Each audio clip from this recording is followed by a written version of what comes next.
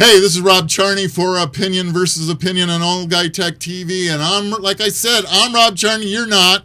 But with me over here on the right is Jonathan Charney. And in the middle, we have John Majestic, of course. Thank you, John, for being with us today. Thank you, Jonathan Charney, for helping out with productions. And thank all of you out there for watching us.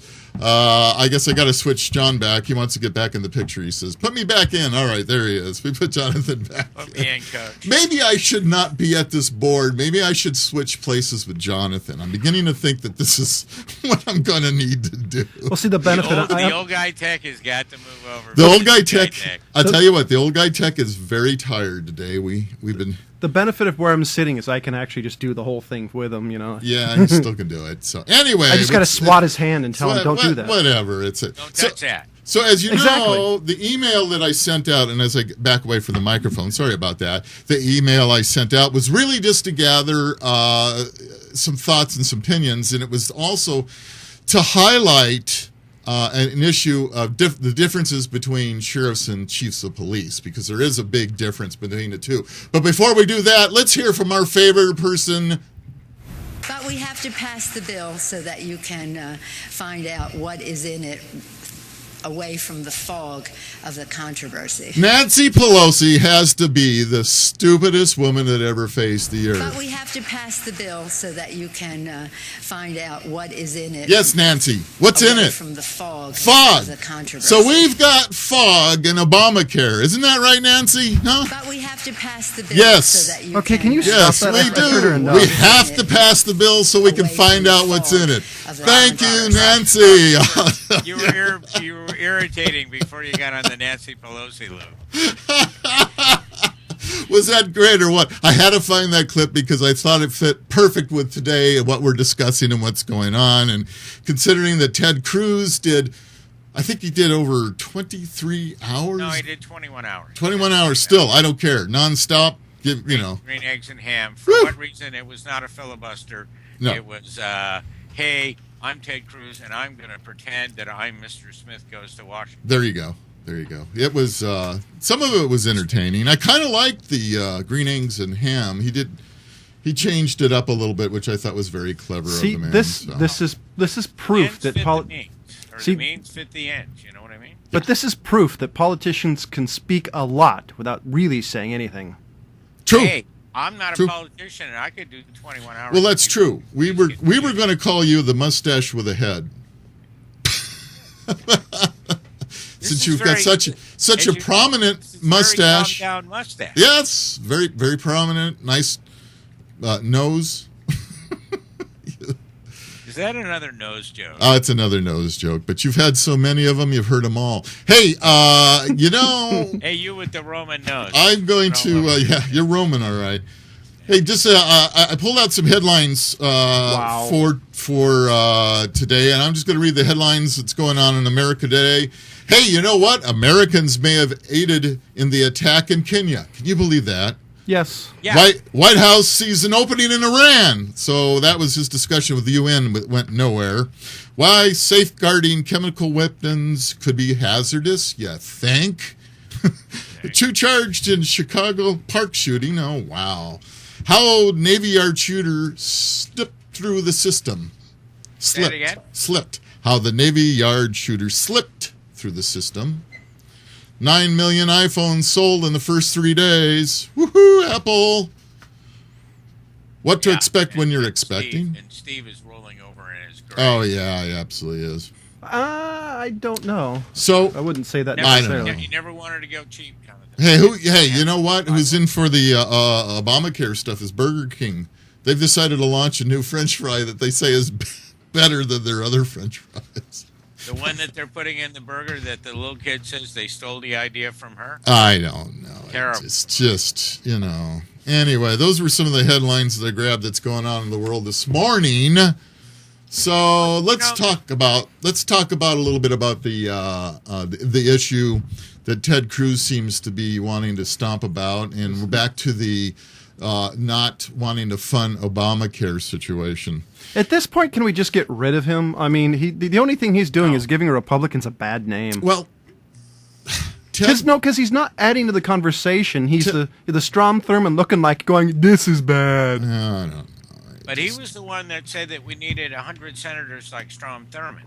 Yeah. A couple of weeks ago. I'm going to have to... You mean a bunch of old guys who can't do anything? Yeah, I'm not a Texan, nor do I plan on being a Texan, and I don't know much about Dustin. Ted Cruz, but let's look at this situation. He looks more like a Cuban born in Canada that was educated at Harvard than he does a Texan.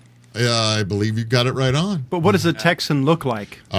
Hispanic? Was born in New England, but he sure as all heck looked and talked like Texan. Well, because he had a cowboy hat and cowboy boots and all that good stuff. And he had a ranch. And a ranch. And it's amazing what you... Houston, he owned the baseball team thing. And it's amazing what you can... Much Texas boy. It's amazing what you can do, and you can buy coaches to help you be a wannabe cowboy. He should have stayed being the baseball owner. He would have been a lot happier man. Well, actually, and he's had a lot of fun with the baseball team since he's left office. Yeah. I mean, he's a fabulous team owner, great motivator, very good administrator. I mean, you knew when Dubby said he was going to do something, you know what he was going to do, and he did it, whether you liked it or not. But the fact was, you knew what he was going to do. I think a better administrator than Mr. Obama, who has ideas but can't make them. I mean, part of the problem with Obamacare is that he's never really gone out and sold it. Well, and he's still not, which I do have amazing. Kind of a sidebar that I'm curious. Since you two have been around quite a while. Careful. So since everybody, what former president would you be able to compare Obama and his administration to? Like Nixon, JFK. Those are all better examples. I mean, who is there? Is there Ulysses actually, S. Grant? In many ways, and people, I take a lot of flack because I'm not a big fan of Thomas Jefferson, and though I have great fondness for the concepts and ideas of John F. Kennedy. John F. Kennedy, if he didn't have Lyndon Johnson, would not have been very effective. Well, that's true. He needed Lyndon Johnson. He did take on. Unlike. But we have to pass the bill so that you can find out what is in it away from the fog of the controversy. Would you stop with that? Fines, and this is I posted a thing on Facebook the other day that it is the face of the progressive Americans, which I paint myself to be. Is it really Nancy Pelosi? Yeah. Feinstein, Boxer, and Hillary. And let's throw Harry Reid into the mix. The benefit is people are really all 70 and pushing 80. The benefit is how can that be progressive? Well, the benefit is Feinstein's really starting to burn her bridges now. There's a lot of people, even fellow Democrats, who are starting to get tired of her, which is a good thing. Yeah, well, all right, let's do this. We're going to do a wrap up on Obamacare because we probably, what? My opinion as a conservative, all my conservative newsletters that are being sent to me say, call your representative, stand up, defeat it, let's not fund it, da da da da da da da da. And you know what? I'm going to take a lot of flack for this, but we're beating a dead horse. Let's move ahead. I'll tell you what, let's give it a try. Let's see how it works. No, I don't think it's going to bankrupt this country. And it was, what was that? That was, I need to silence. Okay. So we're beating John Kerry? No, well, don't. Horse joke. Dead horse. Very good. No, I really think, and again, like I said, my phone's probably, I'm surprised Jim isn't calling me right now complaining about me making that statement. Because I am just plain tired of talking Obamacare. Let it fail on its own. Fund it. Let's see if anything good comes out of it. And stop all this crap, and we got more important things to talk about. Well, yes, we do. And the thing of it is, and he kind of did this, and he needs to repeat this. The thing about your kids at 26 being able to remain on your medical plan. The thing about, believe me, I was a life health and disability agent in California. The thing that they're limiting to the insurance companies to only a 20% profit. And that was what that rebate was about when people got checks back from their insurance company. When I sold insurance in California, they could only make 8%, which was a reasonable profit. But that's adding to the cost of healthcare. My point is, if you take do you want, no restriction on pre-existing condition? Boy, howdy, that makes a huge difference to people.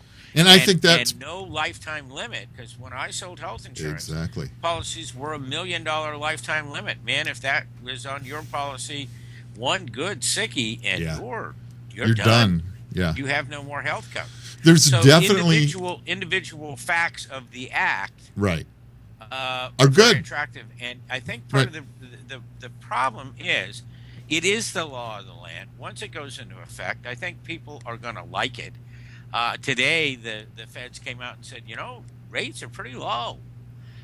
$300 a month, which is, what they're talking about. I haven't, processed myself through the California Exchange to find out. But my last rate with Kaiser, when I last had health care, was over $500 a month. Right. So I think 3's high, but it's certainly less than 5. And I'm with you, Rob. Let's let it go and get back to finding good jobs for people where they can afford to have health insurance and getting the government out of our lives and getting the Fourth Amendment right of privacy somewhat back online, which across the board I think would be beneficial to everyone. If you could go, when you shut the door and go inside your house, unless you're doing something really strange. But if you're doing it to yourself, well, okay. The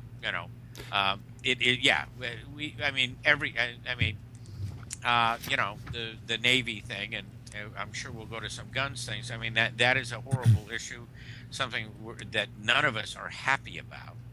But, we just ignored that, and they went after Obamacare. So It is like we are fixated on one and only one thing, and it's time to move on. It seems like that's what happens, though. They do get fixated, they being Congress, get fixated, and then all of a sudden, we Obamacare, everything's, what about the rest of the country, for crying out? Jonathan, I cut you off. Go ahead.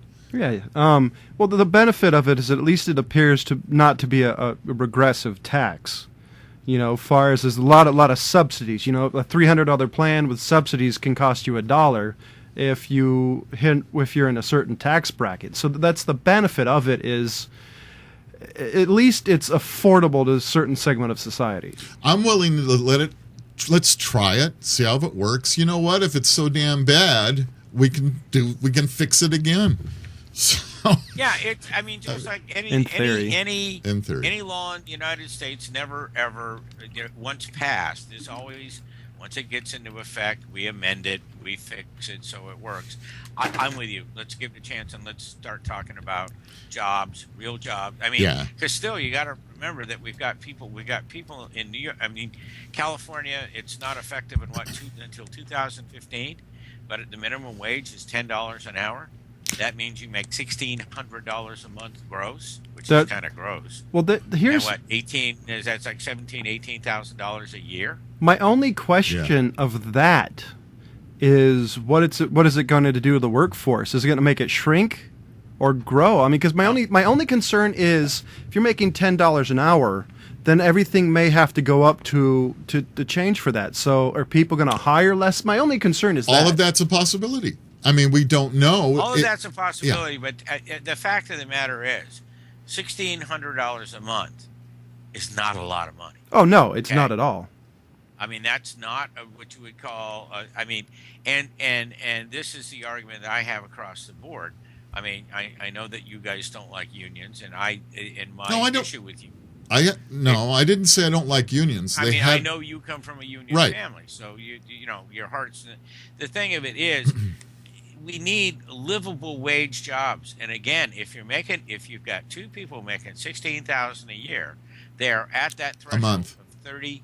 Oh, $16,000. Yeah, right. It takes two people to survive.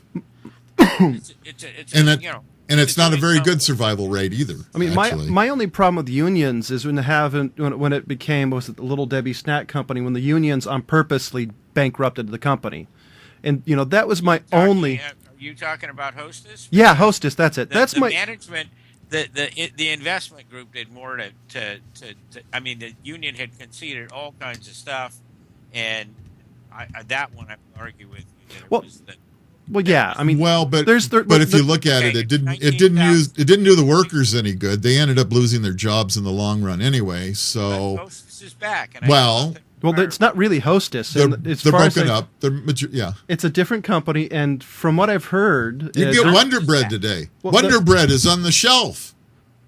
Well, and Helm's Bakery is back and open in Los Angeles. How about that? Well, the only thing with Wonder Bread is the stuff that they made before they shut down is still edible. So, oh, that's true. You know, that was about it when we were kids. About the only bread everybody had, every mom had, was Wonder Bread. You ate. Mine was Helm's Wheat. Yours was Helm's. Ours was Wonder Bread. Then, of course, we always had the proverbial snow cone. What was that round cupped? Delight Snowball, snow cone. That was a Hostess, I think. The Hostess Snowball. Yeah, marshmallow. Haven't seen that in a long time. Cake and the cream. And then the Twinkies. Hey, I had wampum instead of Fritos. The hell is a wampum? By the way, $16,000 a month is $19,002. So you're almost at $40K a year, which is, to me, that's a 2-income household. Yeah, $19,200. Yeah, that's a livable wage. But you can't add a child to that mix. Hey, they're doing it for 20. Well, unless you want, again, unless we go to some subsidies given by the state, and I think our goal is to get off of that. Well, that won't happen. The subsidies were always going to stay because it's there. It's supposedly to help the bottom percentage, so that's never going to go away. You know, one of the issues that was argued the other day about the food stamp deal was this what's it called? The testing, and the thing of it is, and I'm forgetting the phrase, but the issue of it is Florida has abandoned their drug testing for welfare because they weren't catching that many, and it cost a tremendous amount of money. Nevada, in a year's time, had caught 12 people that were on drugs in their welfare testing. And no offense meant to conservatives, if it was fabulously successful, they'd be beating the drum about how successful it was. And it's just very damned expensive, and it's not yielding the return and eliminating people from the system. I think that and when we have welfare cheaters, it's usually an inside job. And I can tell you on some arbitrations that I've done here where I live, and I'm not supposed to not talk about them, but they're probably not going to call me back. I have been stunned by the poor quality of people that were hired to work in the prison system. At what level? Your basic screw. Oh, so you're talking about an actual correctional officer. You are stunned at the level of individuals. Right. Okay. In the particular case I was exposed to, I mean, we're all going, and this guy, and the funny thing was that this guy had supposedly been or was arrested for a crime in Santa Monica. Oh, well. And when he was talking about, and I went, people, these are two completely different sides of town, and this guy doesn't have a car. I don't know how he walks from A to, I'm going. Yeah. It's a physically pretty small, compact place, and but he was trying to take advantage of a female inmate, and the female inmate was taking advantage of him equally. Yeah. Unfortunately, that does take place. You know what? You have a bad apple, and no matter where you're at, it always happens. Correction, in particular, is a very difficult position. I know a number of correctional officers, having been, we're close to Folsom here. I got a lot of neighbors and friends that have either worked in corrections their whole life or have started their career or have gone halfway. Well, the whole Central Valley. I mean, one of the things years and years ago when I was at Santa Monica College, I ended up, I think it was Memorial Day or Labor Day, and we took a Chautauqua up to Northern California and stuff. And I was stunned when I got to Northern California by the increase in the number of prisons. This facility, Vacaville, Sure. Right. Right. Now, in Kern County, every Wasco has a prison, Taft has a prison, Farland has a prison. All of these small rural communities now have a prison that is privately operated. Well, which is, it's a benefit. So, of the people. yeah, I guess the issue on the private prisons has an awful lot to do with the judge's decision of stating that we have overcrowding in our current prison system, and some bright individuals that say, hey, I think there's a buck to be made here. Let's build a prison and farm it out. Well, A to B, it's mandatory sentencing for Right. possessions and stuff like Sure. that may not be quite as heinous. Yeah, and maximum security prisons, they've got some bad guys in them. Yeah, the state still runs that. It's a tough job. Like I said, I've known a number of a good friend of mine just retired, 20 years as a correctional officer, and I don't other than the fact that he's got a great sense of humor, I don't know how he did it. But with that said, be fair. It's unfortunately the corrections does not have a history of longevity in their system.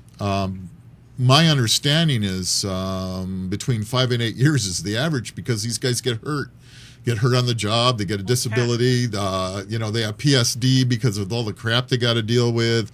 Well, and that was funny. I somebody yesterday I saw on Facebook, and they were going, Social Security disability, maybe you qualify, and I'm going. And, I've said this many times before with the attacks on the Social Security system.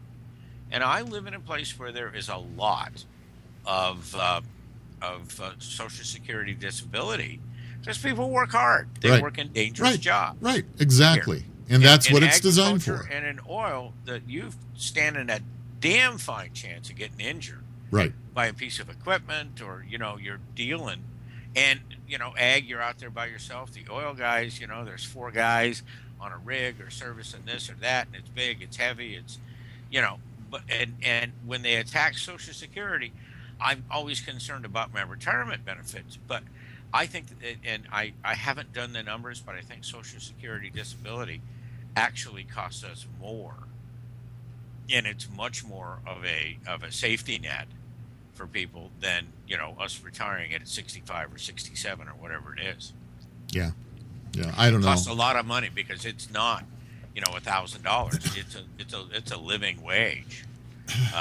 I know. It's tough. I know of. Yeah, it's tough. I know a couple of people on permanent disability with between Social Security and some of them qualify for Medicare, some of them don't. Depends on how it's set up in their work history. It really isn't that much. It's not. It's in one particular case, I know this person gets like $900 a month. So where are you going to live and eat on $900 a month? No, and the problem is if you've got disability, you can't supplement your income. That's exactly right. Because if you work, you're out on. You're out. That's right. right. You take that Walmart greeter's job. No. You can't have both. So I mean, it's and then I find out at school because I recently. Oh, by the way, I was the band teacher today. Yay! Let me tell you, Rob. That'd be fun. It hasn't changed. Oh, wouldn't that be fun? Oh man, I'm jealous. They were all. Are you going to be here at lunch? Oh. And I go, if you let me get out second period so I can get something to eat. Yes, I'll be here. Us poor band nerds have to have a place to wouldn't go. That be cool? That's so cool. We had a very fun day. Yeah. I didn't get to band, but I really didn't want to direct the band. It's marching season, and I didn't want to go marching. Anyway, but I have found a lot of emancipated minors at 18 get food stamps and get Social Security if they don't have a home living situation that's conducive. You're absolutely right. John and I took a silent pause there for a moment because you got very quiet for a second. Yeah, it was really hard to. We were trying to figure out if it was us or you. It's the problem of trying to, hey folks, this is the whole reason why we need our donations. Please donate to the cause.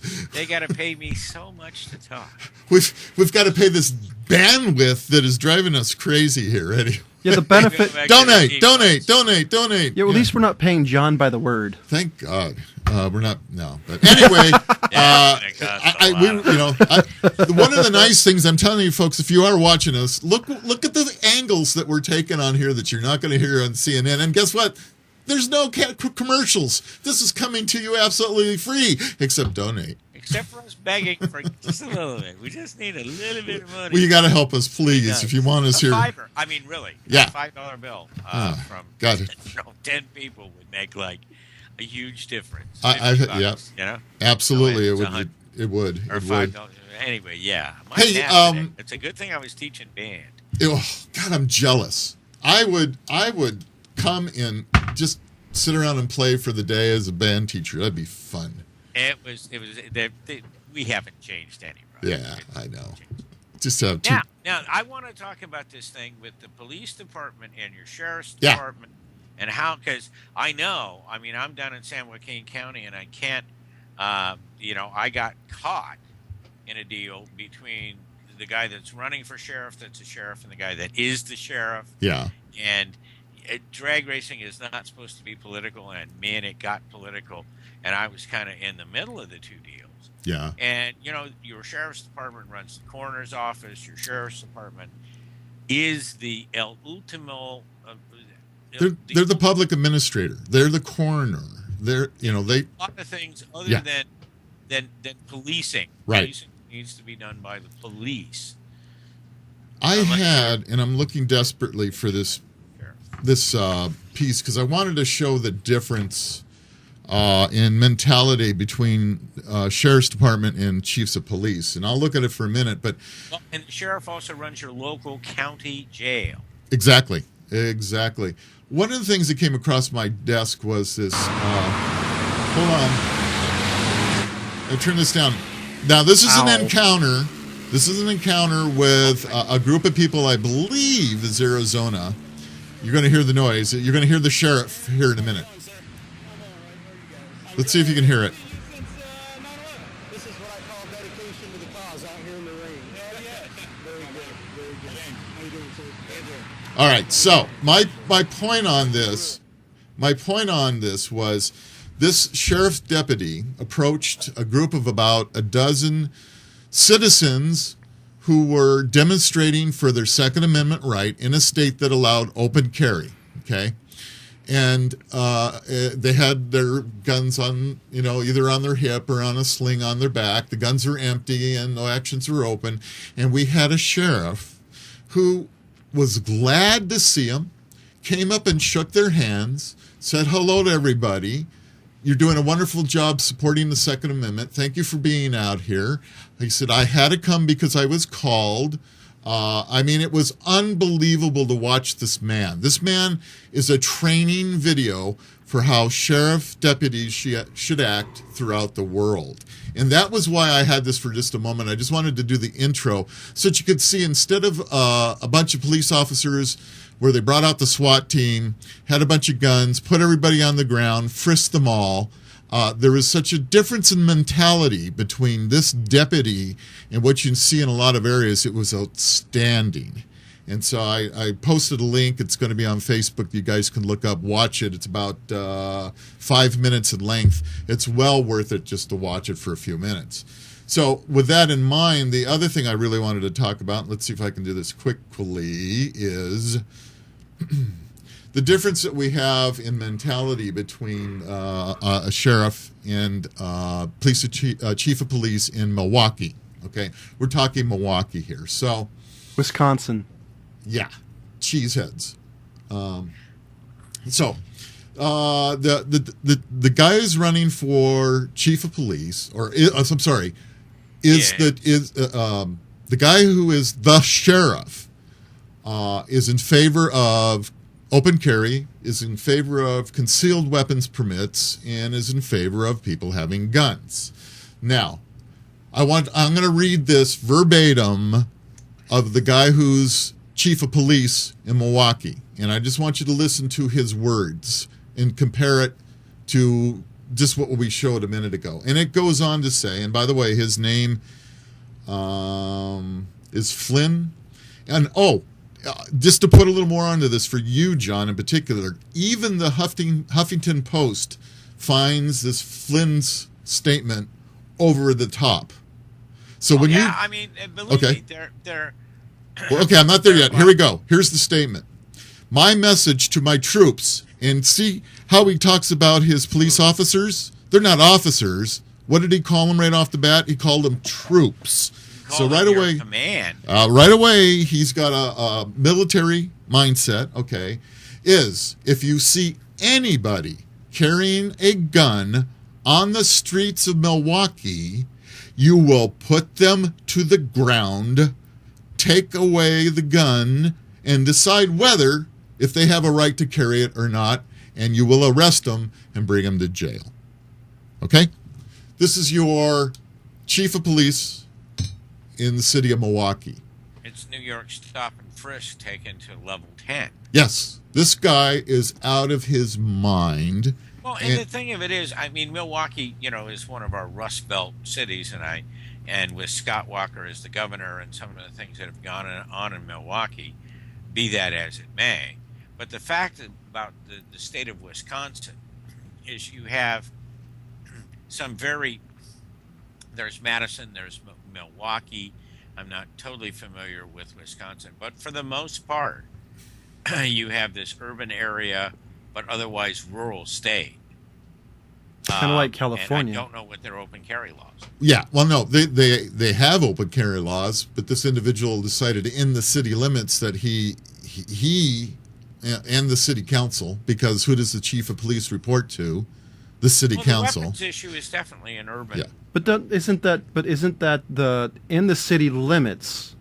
Doesn't the city have the right to do that? Like Chicago, Illinois is fairly lax, but Chicago, Illinois has one of the toughest gun laws in that state. Right. And I'm not saying that this is not even to me an open carry discussion. It has to do with a mindset. Because if you remember, we talked about the military. And we talked about the fact that, what is being taught to our troops now? What's the mentality? Will they fire on citizens? Posse comitatus. Do they understand what that means? We were talking about that mindset. And here we have a chief of police with a them against us mindset. Oh, absolutely. And it's frightening. And I think people need to become aware. Yeah, you know what? Even if you are not an uber gun person, just realize that we have a Second Amendment and people have a right to own guns.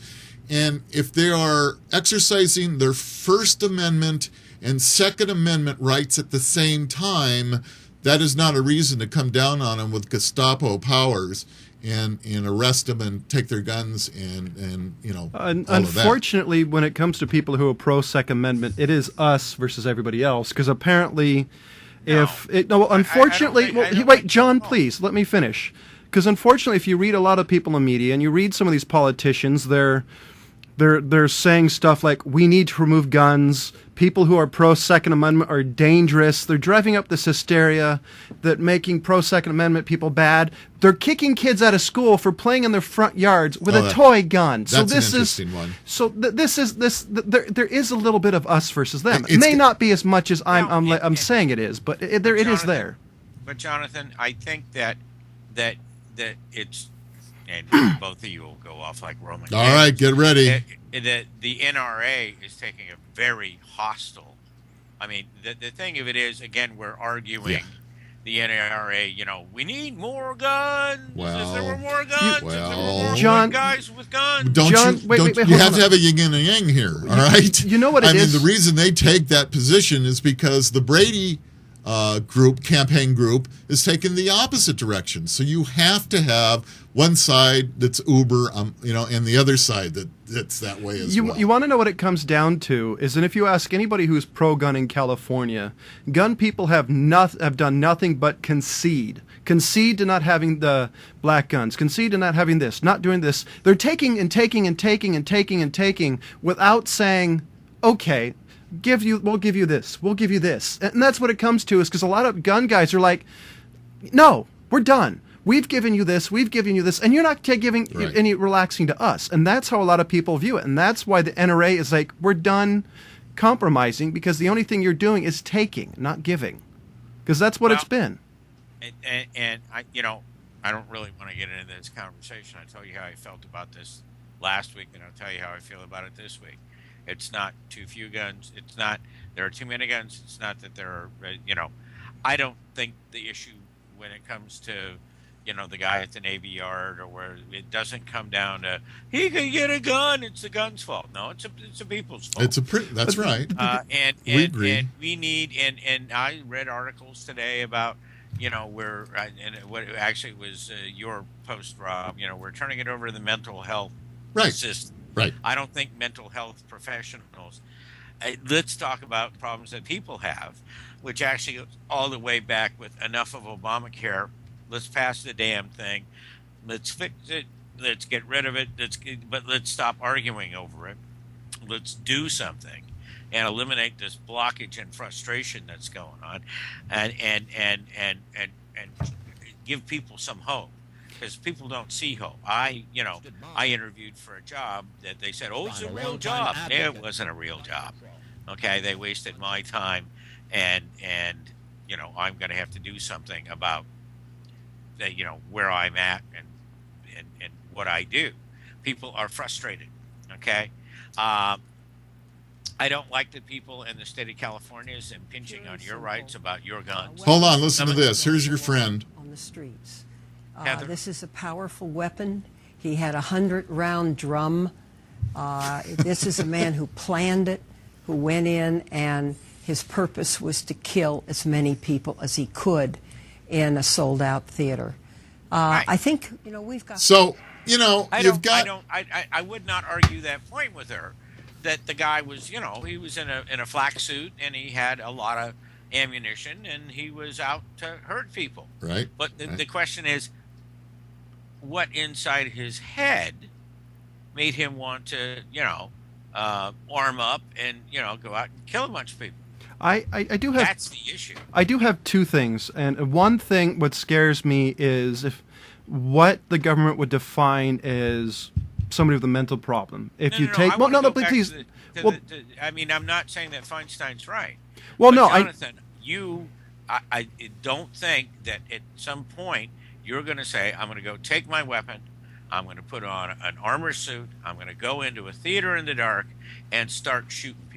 Oh, no, I would never do it, but my question really kind of worries me is what the government would define as mental health. That's one. And the other thing is I really do think the Second Amendment argument really works with the First Amendment argument far as is people now, our First Amendment rights are being taken away because of this or because of that. So I think the government keeps taking and taking and taking and not giving. So I think the Second Amendment argument might be foreshadowing other things. So that's one of the reasons why I think people should, really rally around the second, because it's happening to the Fourth Amendment, the First Amendment, and we're the only countries in the world who has these. Thank God we don't have to worry about the third. Yeah, thank God, huh? Well, here's my concern, John. Wait, hold on. I want to hear his response real quick. All right, go ahead. Sorry. The issue is, again, it's not too many guns and it's not too few guns. We have to soul search ourselves. We have become very combative. We've become very conflict oriented. We become very accusatory. It's you and your damn guns, or it's you and you want to take my guns, right? Yeah.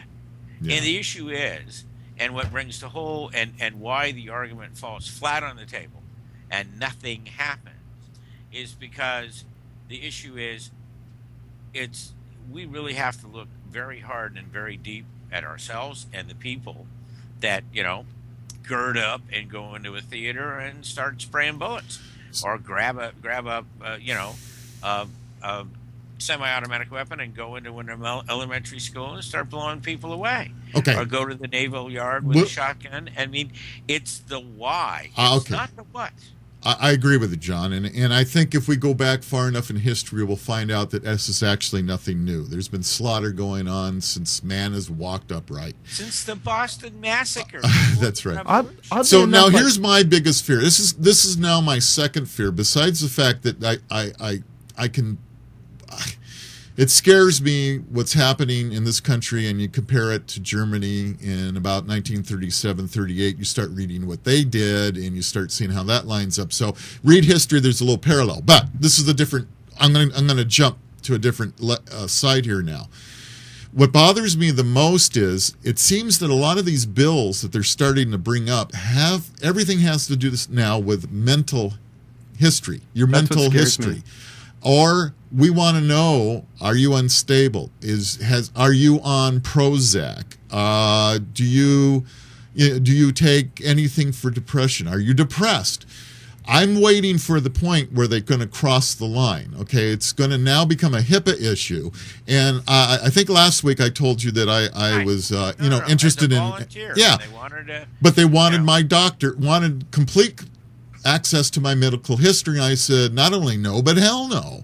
And of course they said, fine, there's the door, and don't bother coming back.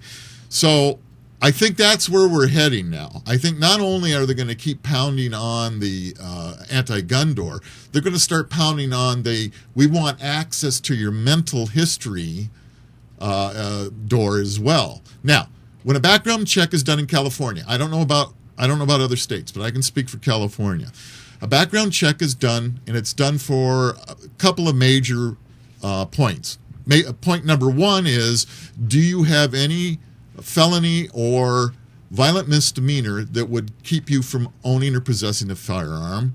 And item two is, have you ever been involuntarily incarcerated for a mental illness? Okay, those are the two major things they look for. Involuntarily. That's right.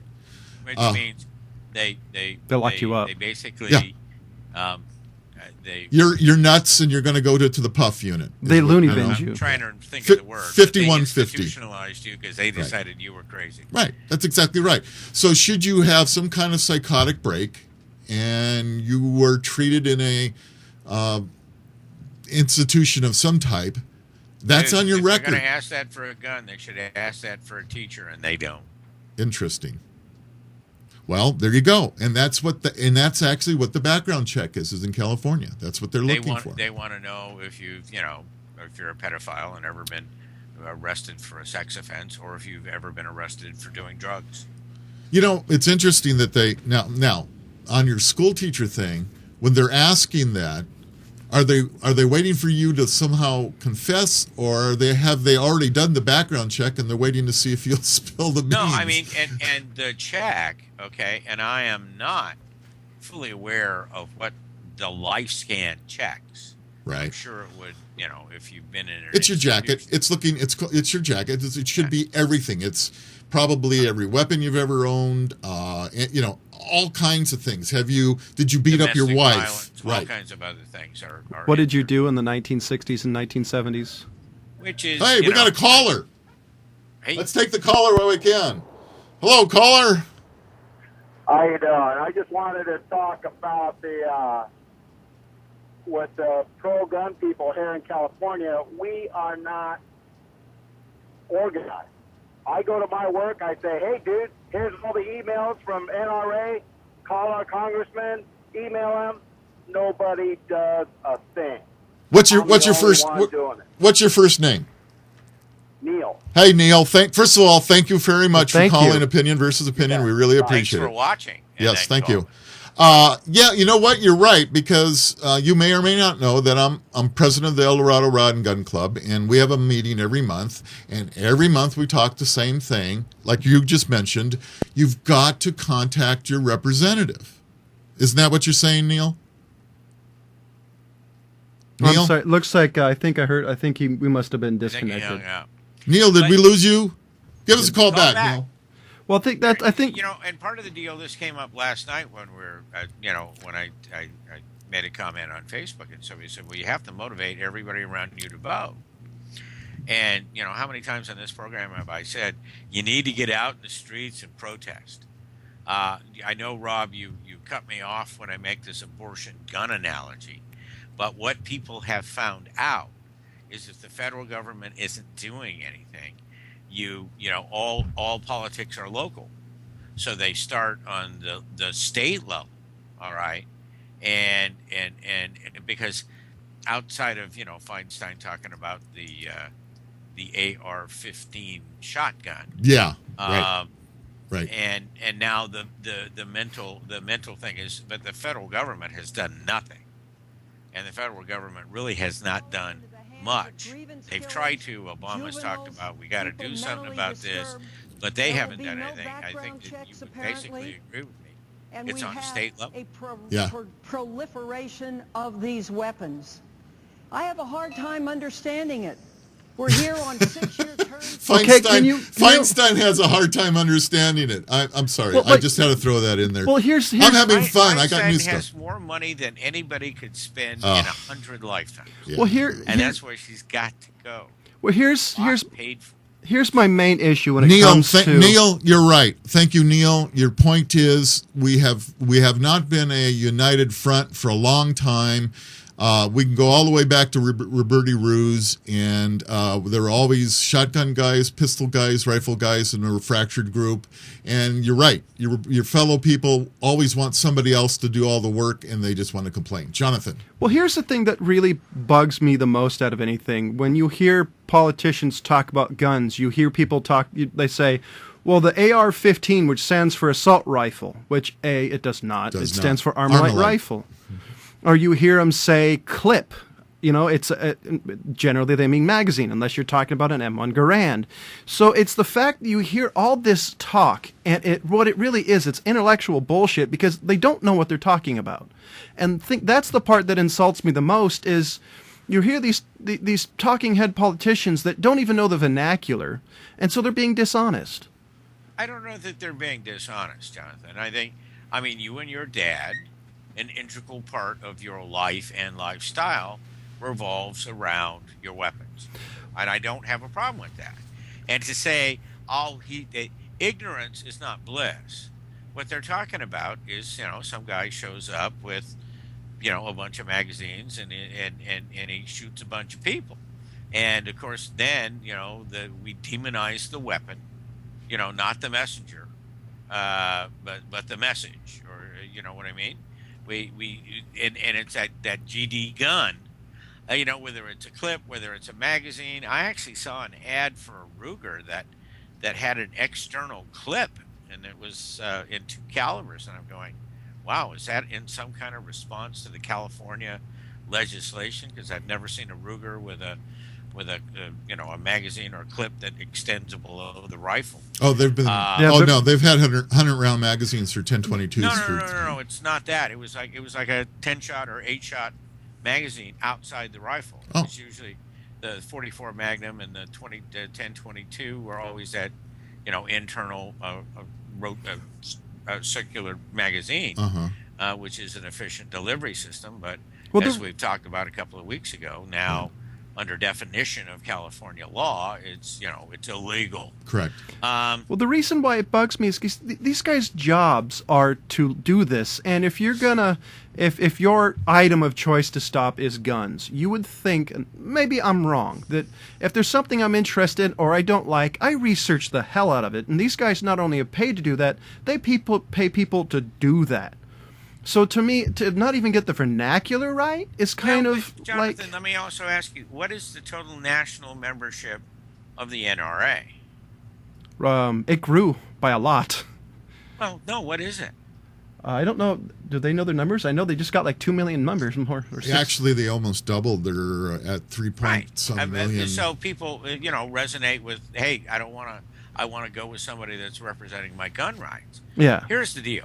Is that frustration, okay, and feeling powerless actually produces argument, but it also produces apathy now. Mm-hmm. Totally. Yeah. And people go, I can't do anything about that. The California legislature is all a bunch of crazy-ass Democrats anyway, and they're going to do whatever they want to do. I mean, I could tell you, you know, some radio personalities where I live, misrepresent things. And I mean, I had an argument with somebody about the transgendered issue in school, and they were going, "What the senator said," and I go, "I'm a teacher. I have to administrate this every day. If something, whatever it is, you believe me, Dave." This conversation's been going on in the school for a while. Is that policy statewide or school by school? It's statewide. Okay. So there is an actual statewide policy on transgender individuals. Right, and the issue and Governor Brown signed it. The issue that bothers me is it was AB 1622. Mm-hmm. And don't quote, I know it was Assembly bill. It was 16 something. And I went the other night and spent about 10 minutes searching to see the bill. Right. Not somebody representing what the bill says, but I want to read the bill. I want to read the legislation. Well, if Brown signed it, it should be. I should probably go to the CalGov, but it did not give me a link to California government to actually read the legislation. I didn't care for that. If you do a search on Google, should make it easier. Able to find the bill. Yeah. I don't know. That's and again, it's like Obamacare and other things that there are people talk stuff about what it is, and they don't specifically know what it is. Mm-hmm. And then there was an example that somebody posted on Facebook of a Texas textbook that had it said Second Amendment, and then it had an abridged statement that has nothing. It had words from the Second Amendment, but it was not the Second Amendment from the Constitution. Things like that, Bob. Yeah, that was what John 14 is talking. words long. Why would you abbreviate that? Well, what John talked about, what it said is the Second Amendment was for use for firearms in a militia. It didn't say anything about self. It basically worded it so you have to be part of the militia or military to own a firearm. It was basically the way it was worded.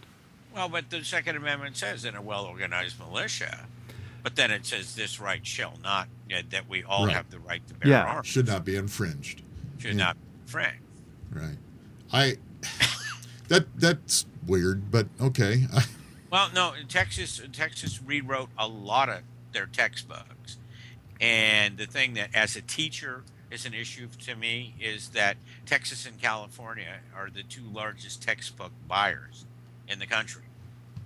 And therefore, what it says in the textbook, because they are the two largest consumers of textbooks, then smaller states really decide whether you want the California version, you want the Texas version. And they rewrote not only abridgments of the Constitution, but some real changes in what happened in history. And there was a big hoo-ha about this 3 years ago. Well, they've been changing history and history books since I was a kid. Believe me, things that you've got paragraphs on, Jonathan, your dad and I had chapters. Well, I'm waiting until I'm 50 years old when they say that George Washington was a terrorist who killed and ate children. I mean, it's ridiculous in what they do. I don't think that they're going that way. Give it time. I also think that Thomas Jefferson is idolized more than he should be. Well, idolized in the fact that if you read just paragraphs of some of the papers that he wrote, some of them are quite profound, and the rest of it's usually about how to grow corn and how to tomatoes. Yeah, I mean, he brought tomatoes. He brought tomatoes and how to use a sextant and how to lay out. He was a man of the world. I mean, he talked and wrote about many things. Definitely. Our first Muslim senator or congressman was sworn in on the Quran from his library. Ah, that's right. He was the founder of the National Library. His library became the source for the National Archives. And you got to give was that guy forward thinking or what? I mean, he. On one hand. On the other hand, he was in total conflict with Hamilton. And his vice president shot Hamilton. And yeah, that's right. And don't forget, he wasn't really. He had slaves. Let's put it this way. He had relations with slaves. There's a lot of That's funny that you said that, because now there's a big deal. They get your DNA checked to see if you are part of that. And the slaves at Mount Vernon, Washington's home, they came with Martha. Yeah.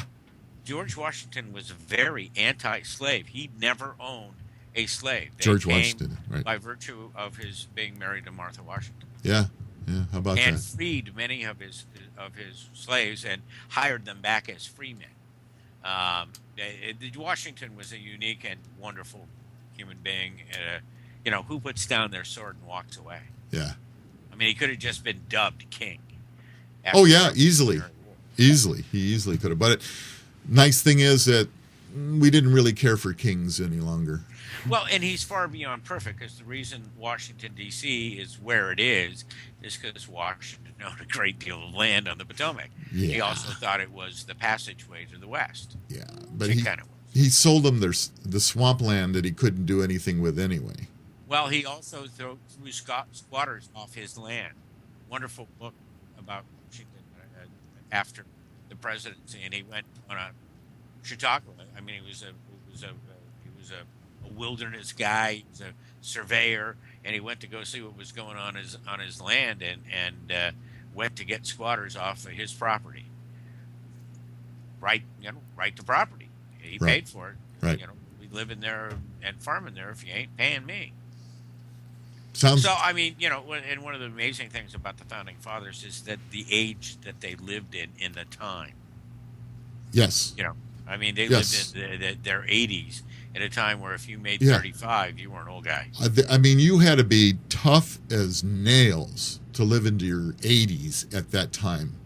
I mean, you had everything in the world Hamilton trying to kill you. In the United States for only 30 years. His parentage was in question. He came from the Bahamas, I think, in Jamaica. And he was the aide-de-camp to Washington during the Revolutionary War. Quit because he wanted to fight as a soldier. Was an attorney. Had 7 children. Was a philanderer. But when they published his writings, he filled 70 volumes. That's with a quill pen, ink, a candle. Yeah. Well, that's when he wasn't busy philandering, he was busy writing. Well, if you had, what else are you going to do back then? Nothing better to do to write. Yeah. Oh boy, or drink. Why do you think most women had 8 and 10 and 15 children? Because they were cheaper than slaves. They were your kids. Hey, that's exactly right. If you tried to hire somebody to do what Jonathan does for a fair living wage, it cost you a lot of money. Oh no! God. Trust me, I've cost them a lot over the years. I've paid well over minimum wage. Yeah, why do you think he's so? Why do you think he's so gray? Yeah, that's right. Hey, listen, you know what? We covered a whole bunch of. Another hour. Yeah, we could keep going. Hey, Neil, I'm sorry that you hung up. We would have loved to continue this discussion, but thank you for watching. Back next week. Yes, call us back next week, and please hit that donate button. We really need help. And I want to thank Jonathan Charney and John Manajastic, and I'm Rob Charney for Old Guy Tech TV, Opinion versus Opinion, and another one's in the can. We'll see you next time.